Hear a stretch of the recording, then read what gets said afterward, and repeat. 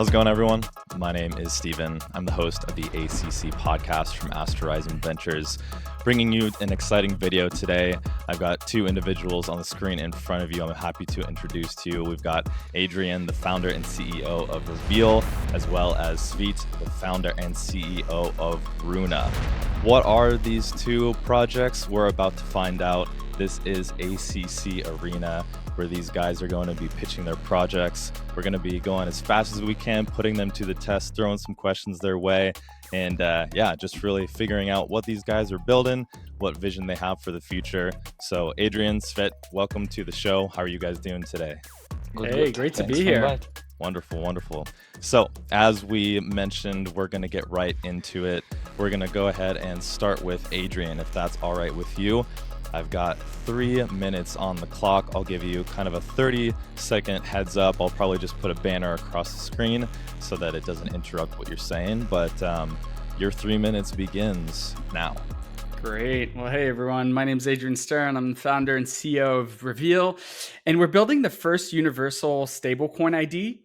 The ID allows you to basically send any stablecoin on any network to someone who has a Reveel ID.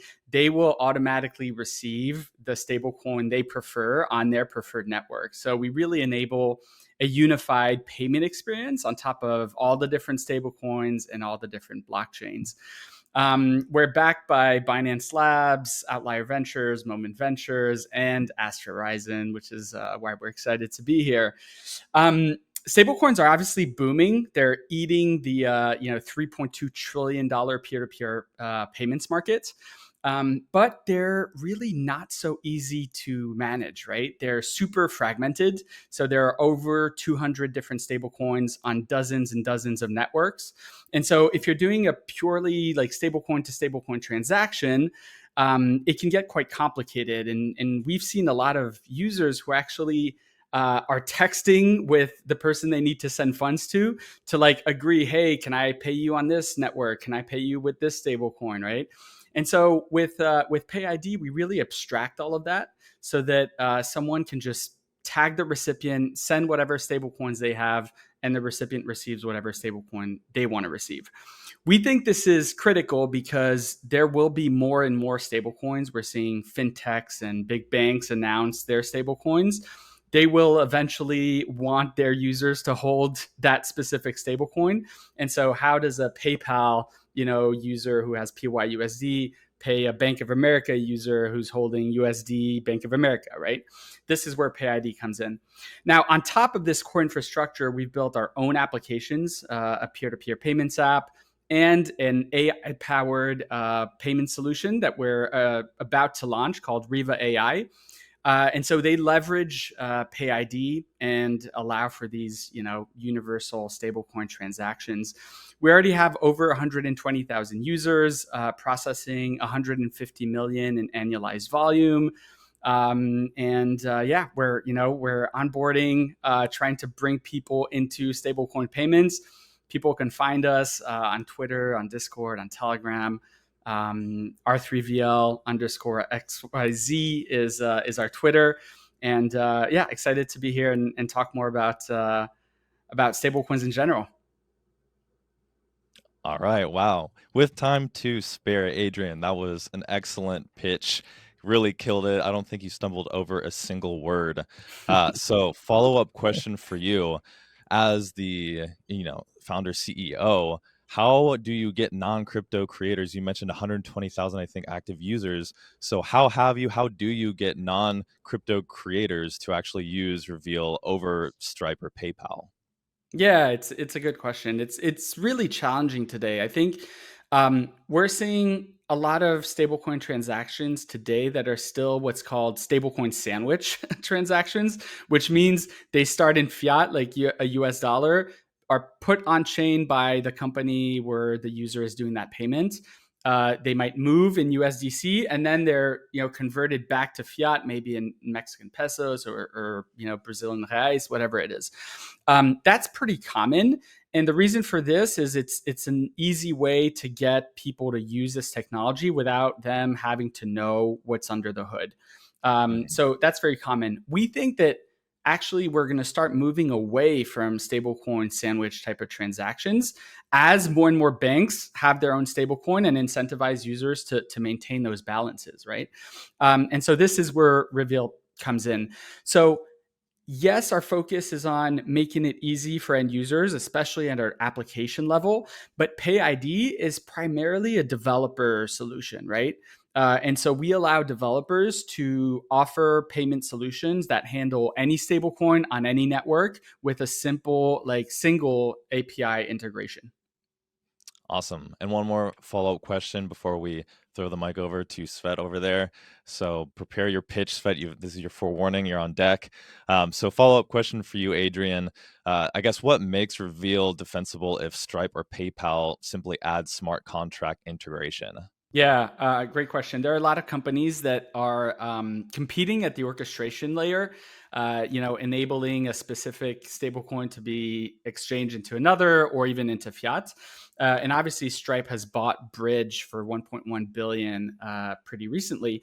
So there's a lot of competition there. What makes Reveel unique is that we've combined orchestration with a data layer that allows us to know who the recipient is and what their preferences are in terms of what stablecoin they want to receive in which account on which network.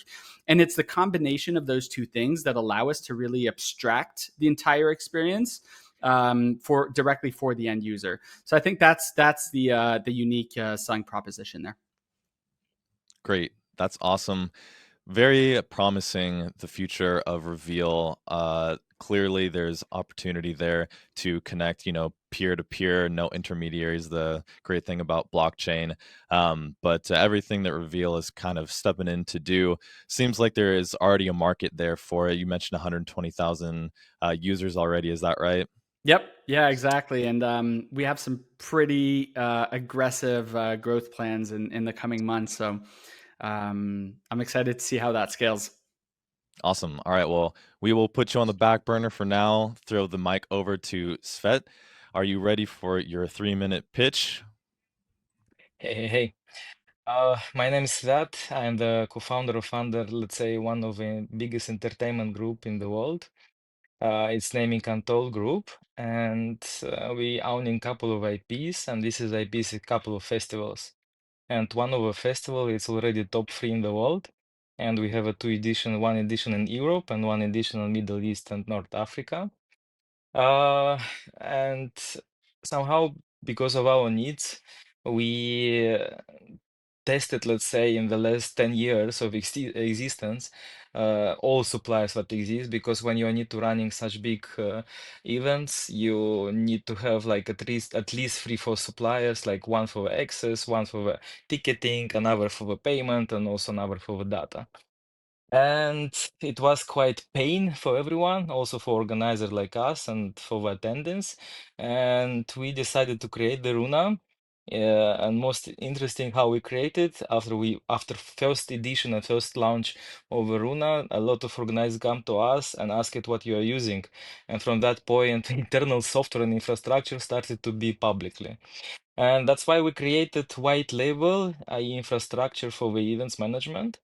And we are helping all the type of events from the festivals, concert, aqua parks, theme parks to have a smooth experience about the payments, about the ticketing. Like we have a lot of things, a lot of models that it's on off, let's say.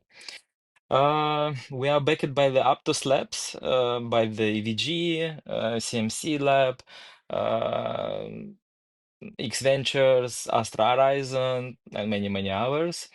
And we already quite proud about us because we already live in 1 year in Web 2, and this year we're coming to Web 3. Also, will be very nice surprise with a reveal, let's say. And we already have 2 million users that is using the platform, over 165 events, and these events is also another organizers, not only our IPs, and we have over 1 year on over 90 million volume transaction that it's used quite cool. Yeah, this is short presentation of what we are doing.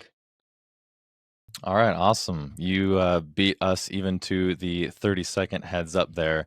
So congrats to that. Or maybe you missed an opportunity to have 30 more seconds on the microphone to share. You decide. Nonetheless, that's great. Thank you so much for that quick pitch. So my follow-up to you, Sveat, is again, you've built Rhuna to bring Web3 ticketing and analytics to live events. Sounds like you've already got a lot of traction going. You mentioned, I think, 2 million users already. So I think that it's clear that many people have seen the value or just haven't thought twice about it. But that's kind of my main question is how are you keeping Web3 under the hood, given the environment we live in today where a lot of people are pretty happy with what the system is to date? I guess, what are you doing to onboard the next 10,000 fans, let's say, who have zero exposure, but also maybe zero interest? Maybe they're a bit skeptical of cryptocurrency or Web3 ticketing altogether. So, yeah, what's your actual go to market plan for onboarding the next wave of users? Yeah, the good question is, let's say we are quite understand that Web3 user, I would say, experience is very bad, extremely bad to onboard on Web3. That's why we always will be the solution. What it's, let's say, it's Web.5, how we're saying, this bridge between Web2 and Web3, and everything it will be by abstraction. That meaning, if you're Web2, we are automatically creating your wallet, and if you are more Web3 native and so on, you always can export your private keys and also import private keys. Why we are doing this one? Because only 7% in the worldwide are using the crypto, and we don't want to cut the experience also of Web2 users, because it's very important to keep user experience very high level, because they are, say, engaging the experience. For us, it's more important the experience of the users, and somehow all what we are integrating Web3 and Web3 components, it's a lot helping organizers. That meaning reduces the fee costs that is enormous on the bank fees and so on. Like Adrien said, that it's huge amount of the fees that we are paying to the banks. And yeah, if you are reducing, that meaning all organizers can create new experiences, better artists to invite, or better experience in the aqua park or theme park and so on and so on. This is the main point. So, similar kind of follow up question that I threw to Adrien. If Live Nation, which I just read a recent article about really just how monopolized the live music industry is becoming, more and more the kind of person at the top owns the ticketing, they own the venue, they're getting a huge slice of the pie and, throwing just a little bit to the artists and those who attend the festival, such as vendors. So if Live Nation decides to roll out their own blockchain ticketing rails, what is Rhuna's edge and how do you compete without getting boxed out? Yeah, the main point is most interesting that we was thinking that our, let's say, we will extend like strategical going to the east, that meaning from the Europe until Middle East, Asia. But let's say when we landed with Aptos Labs in US, there's so many partners that is interesting in you in us, and exactly complaining about Live Nation that it's so monopoly and they cannot use it, and like they have over 30% of the taxes, of the fees and so on. For us, let's say when you have a big competition, it's quite cool because you also can prove that this is need to be outside. Plus, we are white label solution because Live Nation it's more ticket master, let's say, platform where you everyone is going there and buying the ticketing. But big brands always want to have their brand in front and only after somebody else with this solution. And the biggest festivals like Untold, like Tomorrowland, they always want to be engaged in their community with their brands. That's why we created white label solution. Awesome. So we're going to go ahead and jump right into the next section here, which is going to be I'm going to give you guys about a minute or two to think of a question for one another. And this is going to put you on display for your ability to ask challenging questions, which says a lot about you as a leader of your own companies, but also put the other to the test. So go ahead, take about 2 minutes. And as soon as you guys are ready, just communicate to me verbally. And once you're both ready to go, obviously we've got two people here. So Adrien, you'll be asking Sveat and vice versa. Right, I've got one. I'm gonna hit you hard, Svet. I will also. This is fun. All right, It's so good since one. we did just kind of hear from Sveat, let's go ahead and have Sveat ask his question at Adrien, and then we'll flip the table, and we'll put another just 3 minutes on the clock just to keep you guys accountable, and I'll give you another 30-second heads up. So I will go ahead and push play on the 3-minute question now, and Sveat, go ahead and ask your question. Yeah, Adrian, you said about the sandwiches, let's say, about fiat and so on. It's exactly somehow it's resolving our problem because you know that we are quite heavy in Web2 users, and how you want to resolve these sandwiches because it's quite very important the fiat in these days, and also let's say if we want to unload on board so many Web3 users, that meaning these sandwiches need to be alive, let's say. And what is your solution will be to bring more users more easy to the chain, any chain. I Yeah. don't care about the chain, you say. Yeah, it's a good question. I think that I guess I'm going to answer in multiple parts. Today, stablecoin sandwich type of transactions are a must because the way we hold, the value that we have, the currency that we have, is primarily in fiat, right? It's primarily in bank accounts or in fintech accounts, right? Yep. And so if you want to then use that value outside of whatever on-chain environment application you're in, you need to be able to move out back into fiat, right, into your bank account, etc. Now, my thesis is that as a bank launches their stablecoin, right, I'm a Bank of America user. If Bank of America launches a stablecoin, which they said they're going to do, they will want their users to hold the Bank of America stablecoin, or else there's no real value in having that stablecoin, right? And so they're Yep. probably going to incentivize me to do it. They'll say, hey, if you hold your balance in your Bank of America account in USDBA, we're going to give you some yield, right, on that. And so from that point on, part of my balance is going to remain in stablecoin. Now, as an end user, I might not know that. It might just be dollar amount in my account, but on the back end, it might be stable coins, right? So that's step one. Step two is you're seeing, Visa, MasterCard partner with more and more stablecoin, rails and companies in order to facilitate cards that can use stable coins, right? So step two, you can have a balance in stable coins and start using that, right? And merchants are interested in receiving stablecoins because they can get yield and they can then do payments to partners, suppliers that are international more easily. So slowly but surely, all of these balances are going to start being stablecoin, and that's when you're going to need to move from one stablecoin to another without necessarily having to do the stablecoin sandwich, right? And so, I know time's up, but I'll finish with one sentence.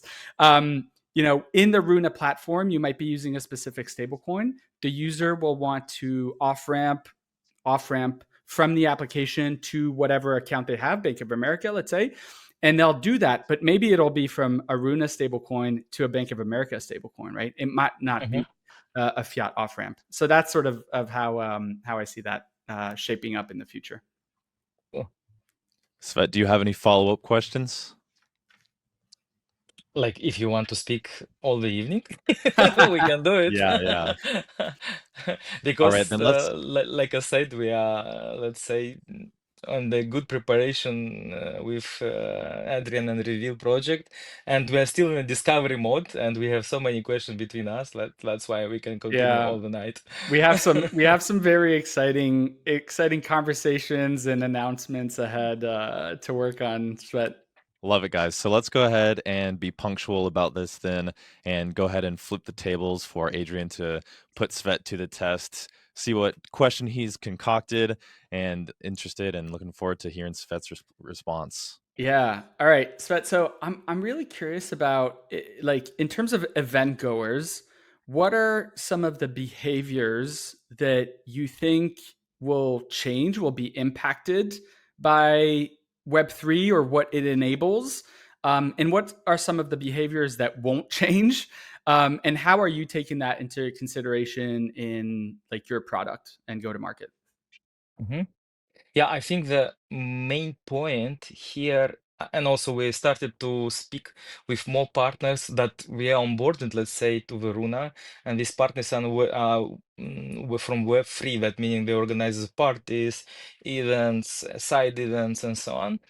And the main point of them that always we're saying the experience of Web3 user to use such platforms is because they don't have experience, like they don't have a nice experience of Web2. You know, somehow we always was before, Web2 it's going to Web3, but somehow Web3 now it's more showing that it's Web0 or something like this. It's very tough, let's say, to use it. This is will be the next. What I can say in the future will be change. The speed and the speed about the money and maybe also the payment transaction and the how can be easy to use it because many now struggling to send the money from one point to another point, you know, and also when you are in the festival, for example, the I don't know aqua park or MotoGP, you want to send it to your friend like $50, and it's nightmare to do it and these days, you know. I think will be changed quite radically, and yeah, exist such platforms like Revolut and Fiat, but in many countries they're still not allowed. And my opinion, the Web3 space will give a lot of potential to be more international solution to many projects. I think this is the main point that I see. Yeah, that makes a lot of sense. Can I ask a follow up? Yeah, Yeah, go ahead. sure. Um, yeah, I think one thing I've noticed, right, in terms of like festivals, and that might be true for like bigger events or even like some concerts or some venues that I go to here, is that they're more and more interested in having like their own internal like payment system, right? Like you charge a bracelet, you charge a wallet of some sorts, right? And that seems to be like a fairly new offering in terms of the event space. Do you think that's going to like impact the spending behavior of like events goers? Like, is that going to increase or not? Or yeah, I guess how do you see that? I see quite positive because it's one of the models of ours and it already tested. And most interesting, like, you know, many these events are using simple things like a coin or like say chips or tips, something like this. And it's like it was in the Stone Ages. And for example, the Untold, exactly our festival, it was using such things. But when we bring the top up online is our name, users started to use much more and they spending much more. Why? Because it's more easy to unload on the money and how to use it. But also it's very big advantage for organizer to have a such close loop, how we're saying. Why? Because you have many vendors inside and these vendors are I don't know, let's say they are selling to attendance the water, the burger, the experiences, whatever. And you know, many people can cheat here, and that meaning organizer even didn't know if they're selling something or not. And this closed system is helping them to see exactly what is volume of transaction, who sold some things, who another sell things. That it's a lot of big advantages of this stuff, my opinion. And our cool thing that we are doing in Verona for the big events, we also create satellite token, and this satellite token it can be used only inside of this venue or festival or concert, whatever, and you also creating a behavior of engagement of a user because they're making referral links, they're playing, they make challenges and so on and so on. That's why it's quite very important. Very cool. Cool. Great questions, Adrien, and I love the follow up as well. Are you satisfied with each of your responses that you guys got? Very, Yeah, very. No, it's exciting stuff. As an anecdote, I used to be a professional musician, so I have yeah. a soft spot for anything related to to the music industry. So always fun to talk about it. Yeah, I'm also a And the musician, cool so I thing think that yeah, we Adrien have also, music in common here. Nice. uh, and the cool thing that Adrien was like playing in the band, like not simple music, like really artist, let's say. Yeah, yeah, touring. Never played in Romania, but not too far. Oh, whatever, it's enough couple of countries already, in my opinion. Great, guys. So let's go ahead and push on to the next section. So I've got 2 minutes on the clock. We'll hear from each of you guys, just like the last rounds. And this is really just more roundtable kind of questions. So feel free to, interrupt if you feel the need. But we do want to give each of you guys a chance to answer to each of the each. Excuse me. We want to give a chance for each of you guys to answer the questions. But we'll try to keep it open and roundtable like. So we'll start with you, Adrien, and then hear from Sveat. And the question for each of you guys is, what changed in the past year, 2 years, that makes your solution suddenly inevitable? Yeah, I think there are two things. Obviously, stable coins have become accepted as a payment method, and we're seeing massive institutional adoption. And I think the second thing is AI. AI is about to change how people interact with a lot of products and services. And I think payments as a sort of transactional type of task is a great use case for that. And obviously stablecoins are a perfect payments rails for the agentic economy. So those things together, I think, make it sort of the magic moment for Reveal, and for a solution like PayID. Perfect. Got right to it there. Svet? It's very interesting that it's very similar with Adrian what said. For example, if we'll see quite good adoption in the banks about the stable coins and the coins to be paid, and also let's say also just simple payment with the fiat to buy something in the Web3 crypto space. It's the big plus because until now a lot of countries when they're seeing, I don't know, you're buying something for Binance, they are giving notification to you, hey, you're buying the crypto, it's gambling, next time you'll be banned, let's say, something like this. Yeah, this is, I think it will be a huge step to any type of country. That will be super huge for any project, not only us, but also other projects.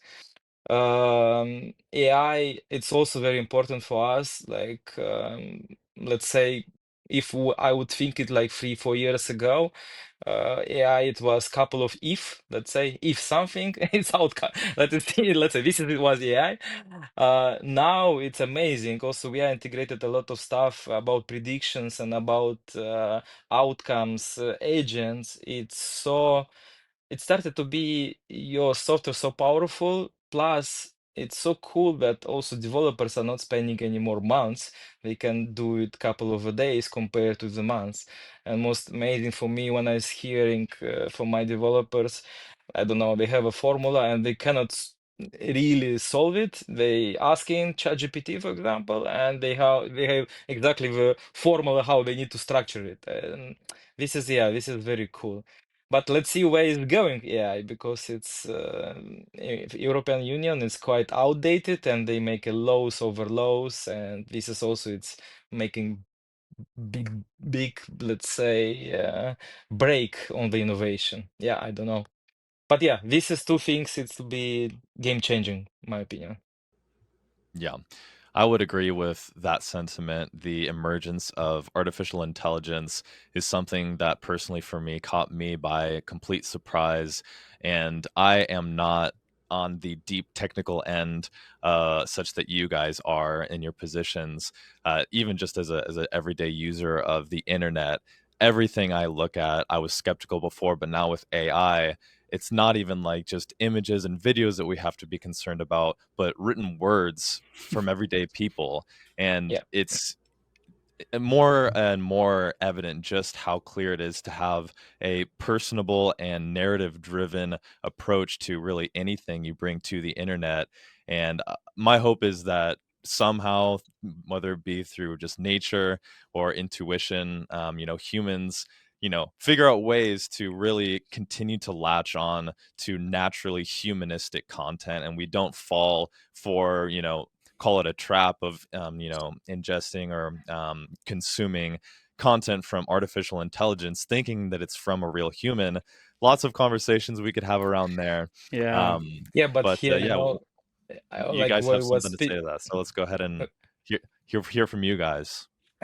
it's like was I was speaking with one friend, and it's like you cannot, let's say, avoid such things. It's like it was the taxis and the Uber, you know. Everyone Mm, was complaining, taxi drivers, everyone was complaining about the Uber, or Uber it's evil and cannot use. Somehow also a lot of things. And now look, Uber is everywhere and taxis are, let's say, it's less and less. That's why Yeah. we need to adapt to anything. I think what's gonna be super interesting is like what is the what is the ripple effect of that? And I think one of them, I don't think we're going to be able to really distinguish the difference online, right? Agree. But I think the ripple effect is going to be we're going to seek for more IRL in person type of events, right? And I mean, for festivals and events, I think that's going to be huge, right? Because it's going to be one of the only places where you can be sure that you're interacting with real humans, right? So I'm super interested in what are the ripple effects of AI taking over.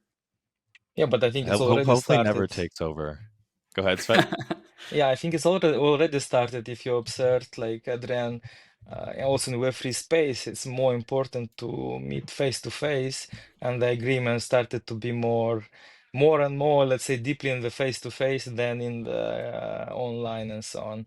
That's why if you observe when it's coming to the big conferences, it's so many side events because people want to chat, to share everyone and so on. Maybe it's already starting, like you're saying. Yeah. All right, cool. That is a topic that we could definitely get lost in. I think that a lot of individuals in the emerging tech industry, and not even just the emerging tech, but tech all over the place, content creators, marketers, AI has been affecting each and every one of us. And I think that there are some people who realize the shift that is occurring and others that are still kind of living under a rock. So I think it's really important to be proactive about these changes and also be accountable to ourselves.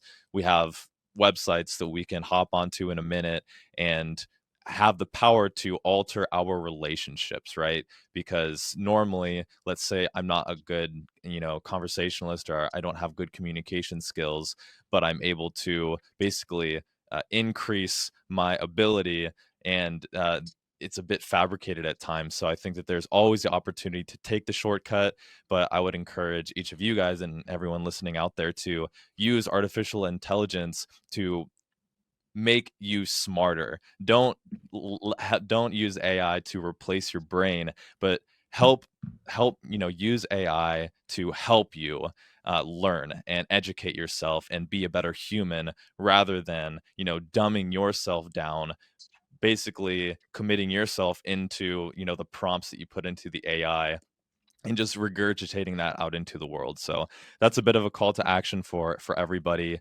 And just because it's a hot topic and I've got you guys here, do you guys have any thoughts on that? I think that's very true. I think in the end, it it comes back to what is your character, though, right? I think if you have a growth mindset, if you're interested in becoming better at things, and if you're curious, like AI is a fantastic tool.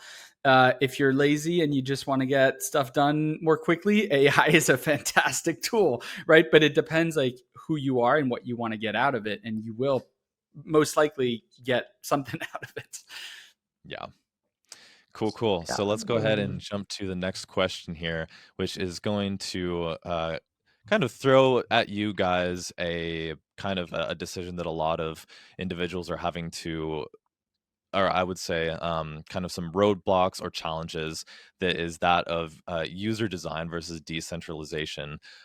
So I guess we'll start with Svet this time and then hop over to Adrien. I think you guys are doing all right on not having your answers too long. So we'll keep the clock off. We'll just chit chat. But I'm curious if you guys are able to name one compromise that you feel you have made for usability that might still nag at you. What would you say, Svet? Like usability in what way? Like positive in the Web3 or negative? What exactly you want to hear? Like it's not clear Yeah. here.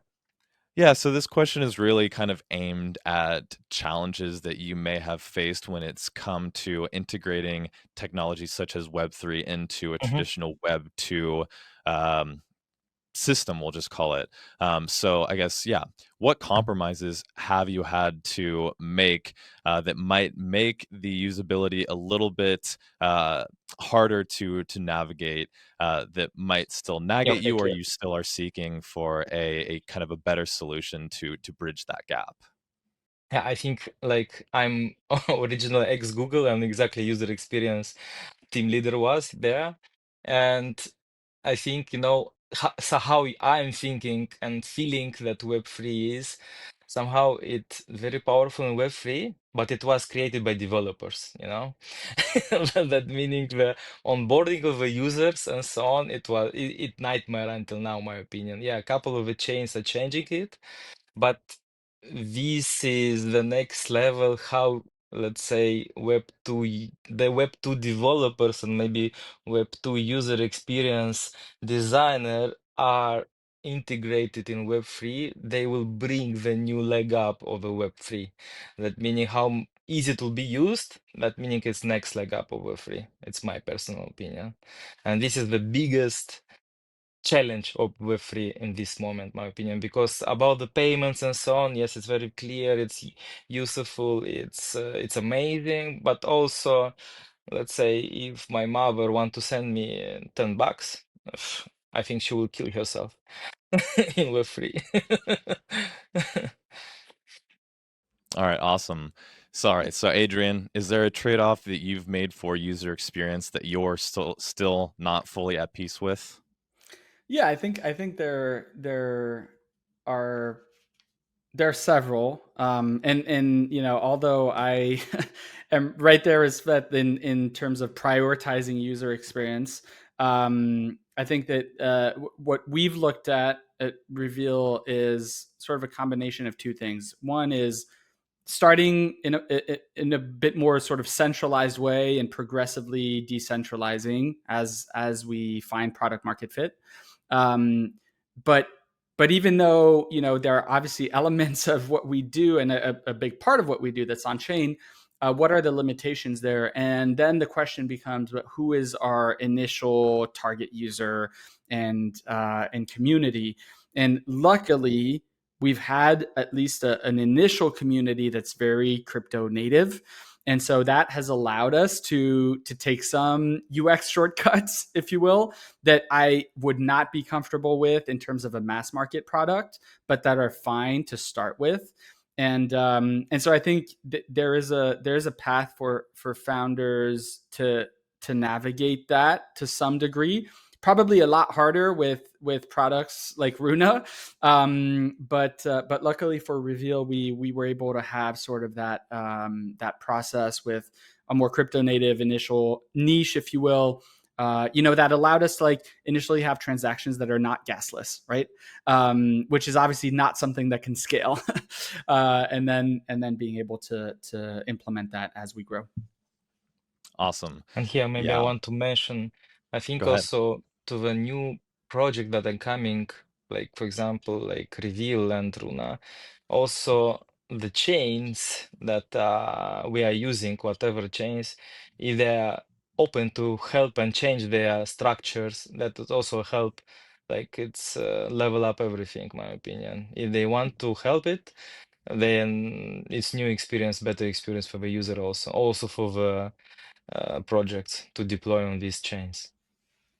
Yeah, I think that's you touch on both of you touch on really good points there, but that is the main mentality that has always kind of struck me by surprise. And if you think not very long about it, it could make some sense, right? Because decentralization and this idea of peer-to-peer transactions, that is really what a lot of businesses are built around these days, is being, that intermediary, facilitating these interactions. And we as users, as designers, and people in social realms, we don't really want to deal with that. It slows things down, creates unnecessary pain points, and now we have a solution. But it seems like so much of the world has just, they've just, I don't know, I don't want to say sold out, but they've accepted it as the way that it is. And so now we have a new, better, improved technology, and it's like people aren't willing to do that. They don't want to have control,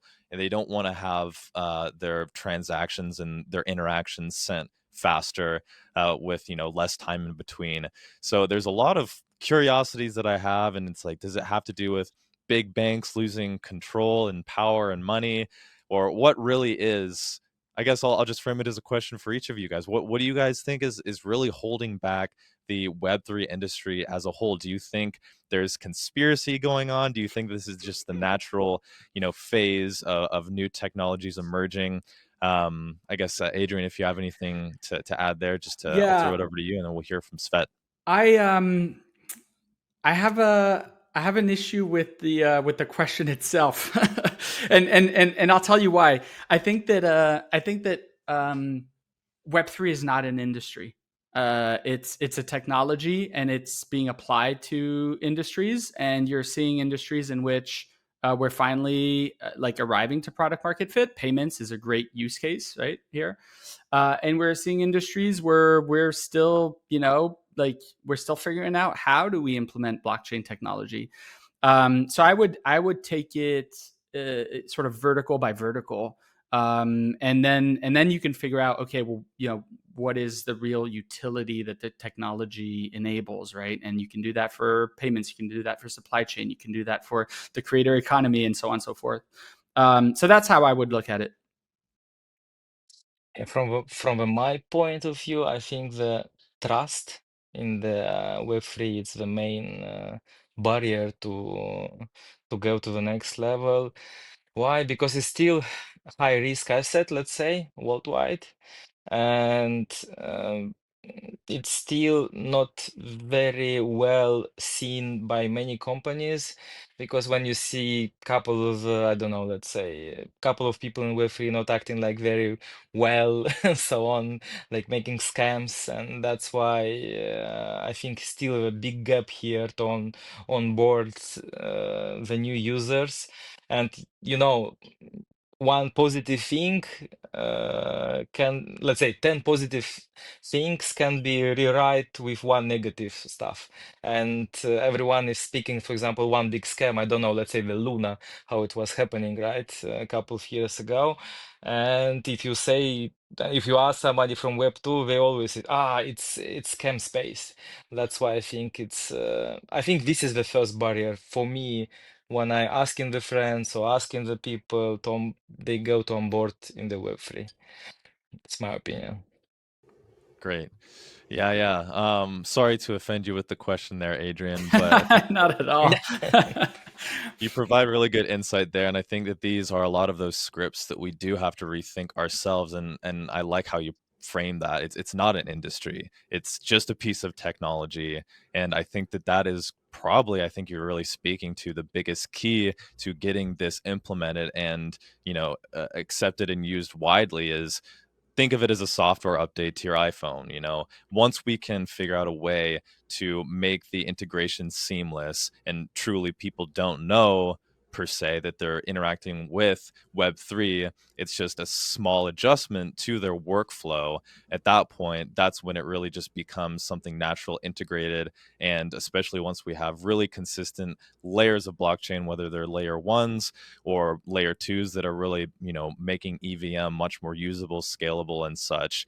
Once we can really do that, I think that people will see it as tech. But right now, I think even such as I framed it earlier, it's a new industry. I think it's providing new industry. It has opportunity to provide new industry, but nothing is changing really. I mean, obviously we talked about AI here, and maybe this conversation will change in a month, right? But as for now, this is a new piece of technology that is making and has really made the interaction that we have with one another peer to peer much more seamless. So I think it's all just a matter of reframing it and making it easier to onboard. Like you said, Svet, if your mom had to send $10, she would, I don't know, have a heart attack. I don't remember what you said, For sure. but hopefully, no matter how old you are, if you're 10 years old or if you're 80 years old, 100 years old, this is technology that will be so intuitive that we don't have to keep anybody from using it or spend too much time simply explaining it. Yeah. And I think AI will help for that, right? Like Yeah. it's to bring it back to payments cuz that's I guess where my expertise is. With Reveal, we're launching a product that we call Riva AI, and basically it's combining the power of like AI as a user interface with with blockchain and stable coins as a settlement layer, and obviously Reveal's Pay ID as that middleware that connects all of these different stable coins and blockchains. But when you combine all of that, you provide a super simple user experience, right? Which is literally just like texting an AI, right? Or chatting with an AI. But on the back end, you can do super powerful things such as peer-to-peer payments that have no intermediaries. And so I think combining those technologies is going to be revolutionary in more than one sector. Awesome. All right, so before we hop into our final round, we've got one last kind of roundtable style question. Then I will put you guys on the hot seat for one final testing question.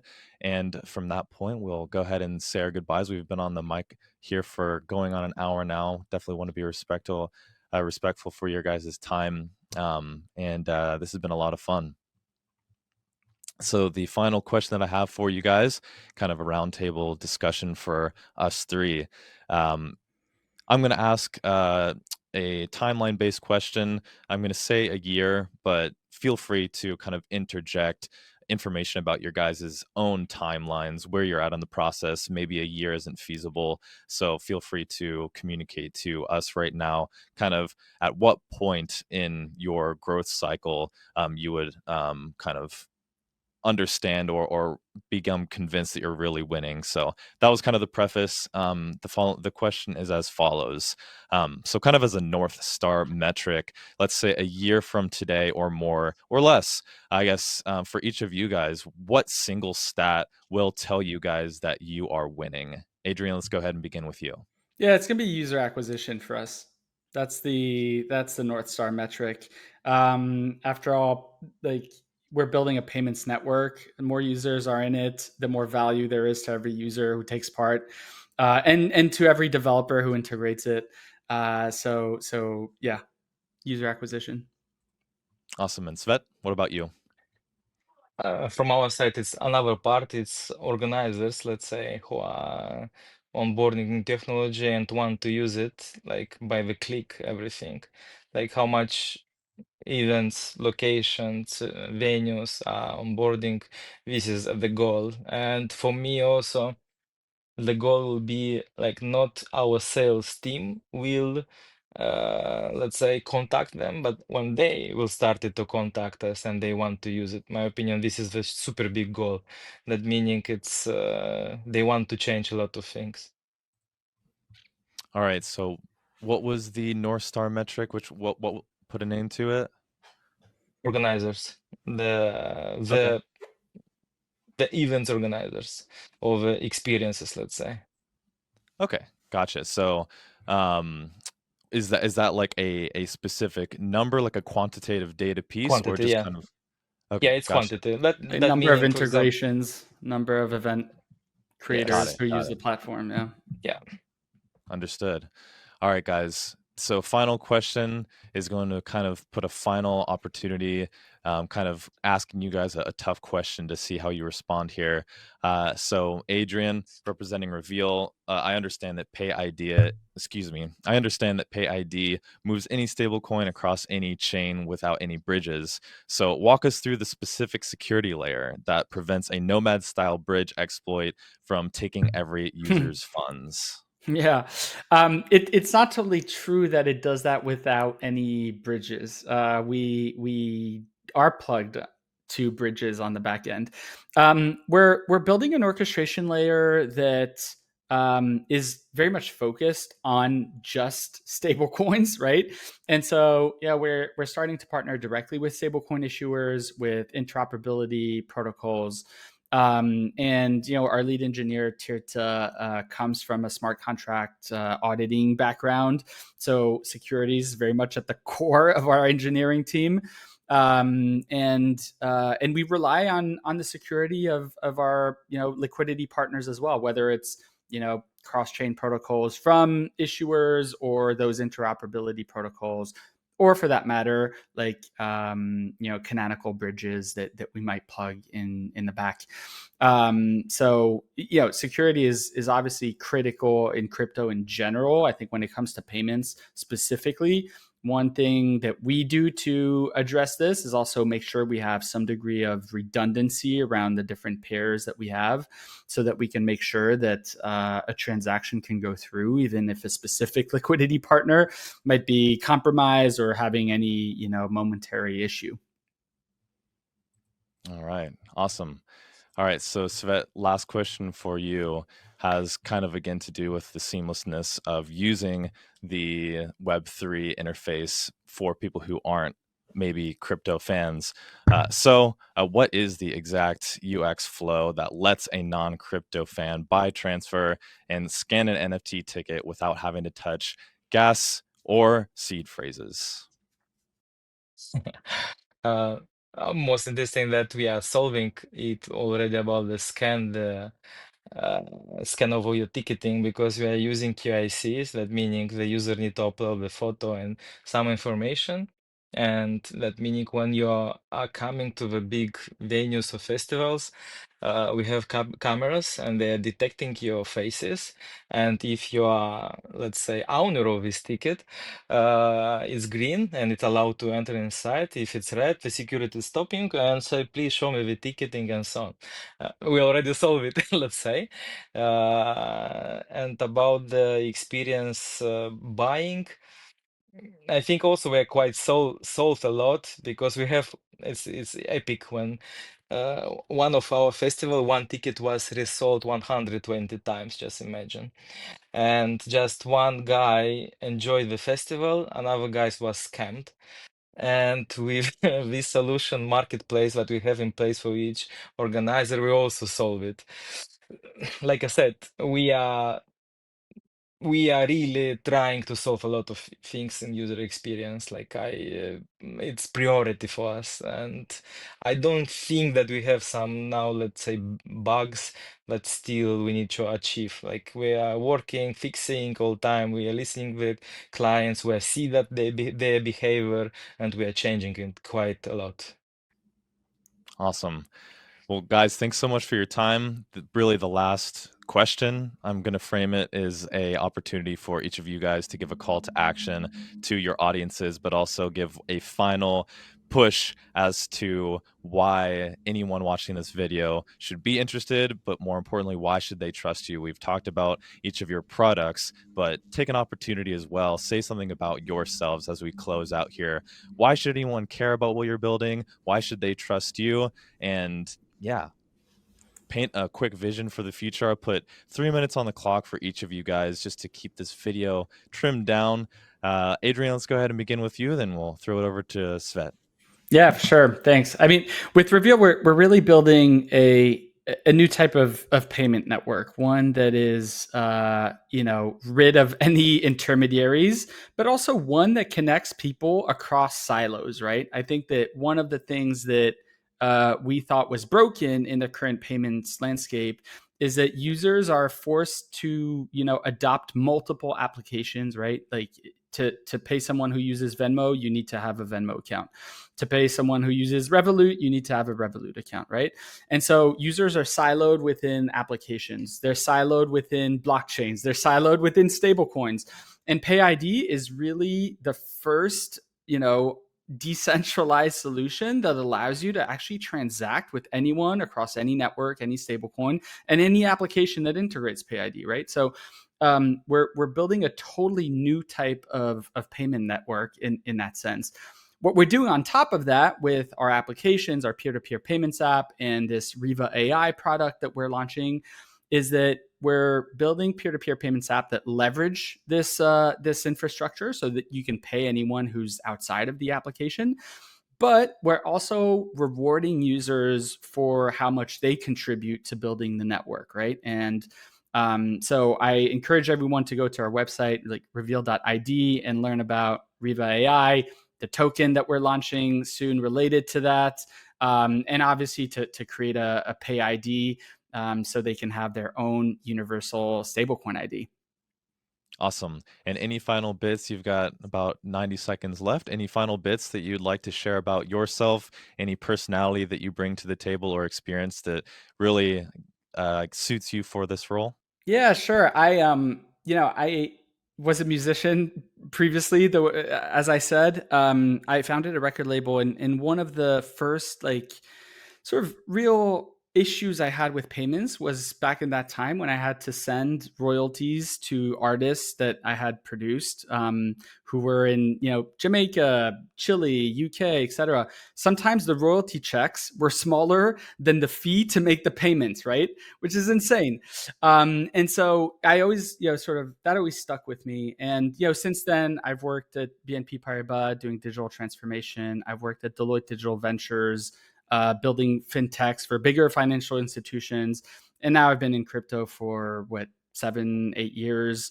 So I'm bringing all of that experience into building this new payments infrastructure and changing the way money moves.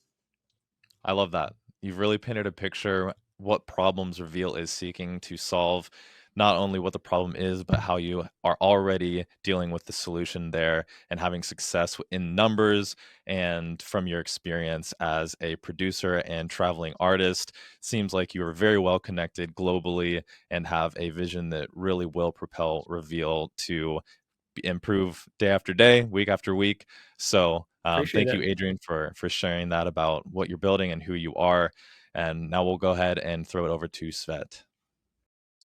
Yeah, I want to use for me it will be more for user experience, that when you see a lot of events, venues, concert, festival that you have powered by Veruna, it will be super big goal for us. And also to be cool that when you see it and you're using the same account everywhere without to upload, to create email, phone number, and so on. This will be next, and stay tuned that we are launching the new product B2C, that it will be for the small organizers and until mid organizers in a couple of weeks. And I suggest you to follow us by the social things, by Discord, Telegram, or X, and you'll follow up more information about us.